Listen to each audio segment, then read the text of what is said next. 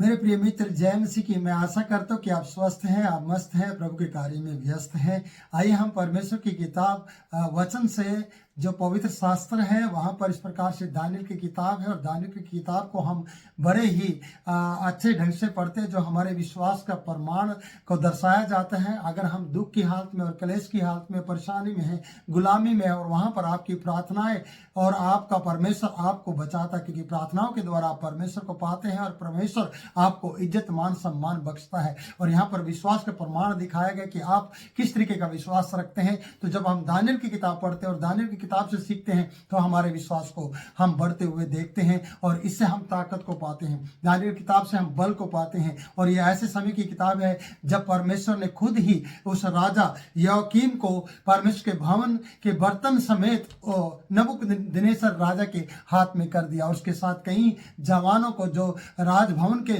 जवान थे, जो सुंदर थे, प्रवीणता रखते थे, जो समझदार थे, जो प्रार्थना का जीवन व्यतीत करने वाले युवक थे, जवान थे, उनको भी उसके अधीन कर दिया। तो प्रियो, आइए हम परमेश्वर के वचन से पढ़ते हैं कि दानियेल की किताब और उसका पहला अध्याय और उसके कुछ पदों को हम देखते हैं। मैं आशा करता हूँ कि आप इस वीडियो में अंत तक बने रहेंगे और वीडियो को आप लास्ट तक देखकर दूसरों के लिए भी इससे आशीष का कारण करेंगे, और हमारे चैनल को सब्सक्राइब करेंगे, लाइक करेंगे, और हमें कमेंट लिखकर परमेश्वर के नाम में आशीष देंगे। मैं भी आपके लिए प्रार्थना में निरंतर बना रहता हूं। प्रियो, वचन हमें इस प्रकार से बताता है कि यहूदा के राजा योआकीम के राज्य के तीसरे वर्ष में बेबीलोन के राजा नबूकदनेस्सर ने यरूशलेम पर चढ़ाई करके उसे घेर लिया। जब उसने घेर लिया तो वहां पर लिखा है, तब परमेश्वर ने यहूदा के राजा योआकीम को परमेश्वर के भवन के कई पात्रों सहित उसके हाथ में कर दिया, और उसने उन पात्रों को सिनार देश में अपने देवता के पास ले जाकर अपने देवता के भंडार में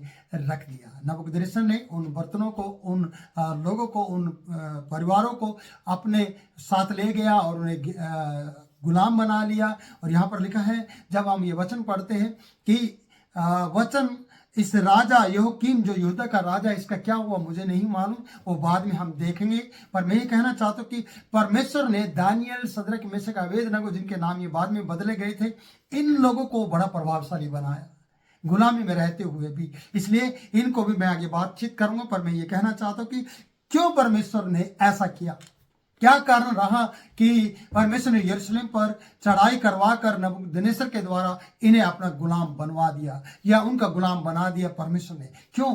कई कारण होते हैं प्रियो, कि जब हम परमेश्वर के साथ अपने जीवन को सही रीति से व्यतीत नहीं करते हैं और अपने जीवन को पाक और पवित्रता के साथ प्रभु को नहीं समर्पित करते हैं, तो कहीं ना कहीं हम गुलामी की तरफ बढ़ रहे होते हैं। कोई को इंतजार कर रहा होता है आपको गुलाम बनाने के लिए, और इसमें परमेश्वर आपको गुलाम बनाने में इजाजत देता कि आप उसकी गुलामी में जाए। क्योंकि यहाँ पर लिखा है, तब परमेश्वर ने यहूदा के राजा योआकीम को परमेश्वर के भवन के कई पात्रों से उसके हाथ में कर दिया, और उसने उन पात्रों को और उन लोगों को, और पात्रों को तो अपने देवता के मंदिर में रख दिया। तो याद रखना, मैं यही कहना चाहता हूं कि कहीं हमारे जीवन में इस प्रकार से कोई बातचीत तो नहीं है कि हम गड़बड़ी में चले जाएं और हम गुलामी की ओर बढ़ रहे हैं, और हमें परमेश्वर खुद गुलाम करवाना चाहता है, गुलामी में ले जाना चाहता है।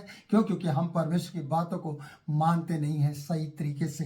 तो इसलिए आगे लिखा है प्रियो, तब जब वो भंडार में रखे गए, तब उस राजा ने अपने खोजों के प्रधान जो अस्पनज को आज्ञा दी, जो उसका प्रधान था, उसका नाम अस्पनज था, और उसको आज्ञा दी कि इजरायली राजपुत्रों और 35 पुरुषों में से कई ऐसे जवानों को ला। प्रियो, मैं ये कहना चाहता हूं कि यहाँ पर जो जवान लाए गए थे वो राजभवन के लोग थे, राजपुत्रों के लोग थे, या राज घरानों से ताल्लुक रखते थे। वो उनके घरानों में से आए थे, जो वो भी गुलामी में चले गए इस राजा के कारण से, या यरूशलेम के यहूदा के लोगों के कारण से वो नबूकदनेस्सर की अधीनता में चले गए, जिन्हें परमेश्वर ने इजाजत दी कि वो राजा उन्हें घेर ले। और ऐसा हुआ है प्रियो। आज वो राजा उन्हें सजा ना देकर उन पुत्रों को, जो इजरायली राजपुत्रों के 35 पुरुषों के में से कई जवान थे, उन्हें अपने काम में इस्तेमाल करना चाहता है, अपने काम और अपने राजभवन के लिए उपयोग में लाना चाहता है। तो प्रियो, कई बार आप हताश हो रहे होंगे, कई बार कष्टों में और परेशानियों में आप वो बातें झेल रहे होंगे जिनके कारण आप सोच रहे हैं कि अब तो सारी आशा खत्म हो गई है, अब तो कोई आगे जीवन में कुछ रास्ता दिखाई नहीं दे रहा है। अगर ये गुलाम में आने के बाद इन्हें राजा गुलाम बनाकर ले आया, परमेश्वर के पात्र भी ले आया, राजा भी ले आया और उन्हें गुलाम रखा। राजा का जिक्र मैं कहीं नहीं देखता हूं, पर इन लोगों का, इन 4 युवकों का जो जवान है, यंग है और जो राजपुत्रों के प्रतिष्ठ पुरुषों में से पाए जाते हैं, इनके नाम को और इनके काम को हम यहाँ पर देखते हैं। तो इन्होंने हार नहीं मानी। कई बार हम हार मानते हैं, लेकिन परमेश्वर उस कार्य में भी आपके साथ खड़ा होता है कि आपको बेशक गुलाम और आपको इस ऐसी परिस्थिति में लेकर आया, लेकिन आप हार मान रहे हैं। आपको हार नहीं मानना, लेकिन अगर आपको इस परिस्थिति में और ऐसी समय में परमेश्वर आपको लेकर आया है तो उसकी कुछ योजना है और वह आपको इस्तेमाल और उपयोग में लाना चाहता है। दूसरे देश के अंदर भी और दूसरी जगह पर भी, दुख के अंदर भी वो आपको खड़ा करना चाहता है। वो ये दिखाना चाहता है कि मैं जीवित परमेश्वर हूं, मैं अब्राहम और इसहाक और याकूब का परमेश्वर हूं, मैं उपयोग में लाने वाला परमेश्वर हूं। जो मेरे लिए अपने जीवन को बिताते हैं, जो मेरे लिए अपना समय देते हैं, उनको मैं प्रतिष्ठित बनाना चाहता हूं।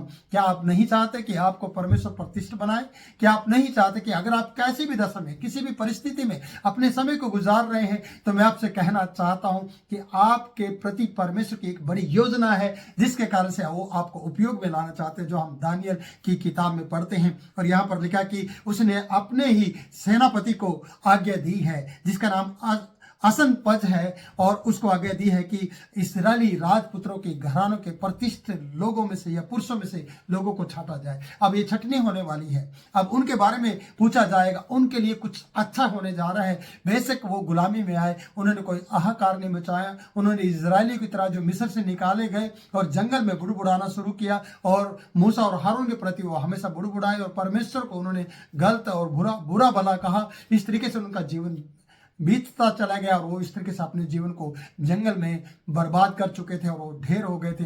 लेकिन दानियल, शद्रक, मेशक, अबेदनगो के जीवन को हम ऐसा नहीं देखते हैं। उनके जीवन को हम बड़ा प्रभावशाली और प्रतिष्ठित व्यक्ति के रूप में उन्हें देखते हैं। तो प्रियो, आपको भी परमेश्वर इसी तरीके से उपयोग में लाना चाहता है, पर आप हार ना माने। आज मैं फिर से आपको हिम्मत और ढांढस बांधने के लिए कहता हूँ कि आप खड़े हो जाएं और आप अपने आप को ऐसा बोल्ड कर लें और उत्साहित कर ले इन वचनों के द्वारा कि मेरे लिए परमेश्वर कुछ आज से अच्छा करने जा रहा हूँ। आज मैं दुख उठा रहा हूँ, लेकिन कल दुख नहीं। इन दुखों के ऊपर मैं अपना सिंहासन लगाकर बैठ जाऊंगा और मेरी वाह वाह हो जाएगी। ये किसकी ओर से? परमेश्वर की ओर से होगा। प्रभु इन वचनों के द्वारा आप लोगों को आशीष दे। फिर मिलेंगे नए वचन के साथ इसी अध्याय में, नए वीडियो में।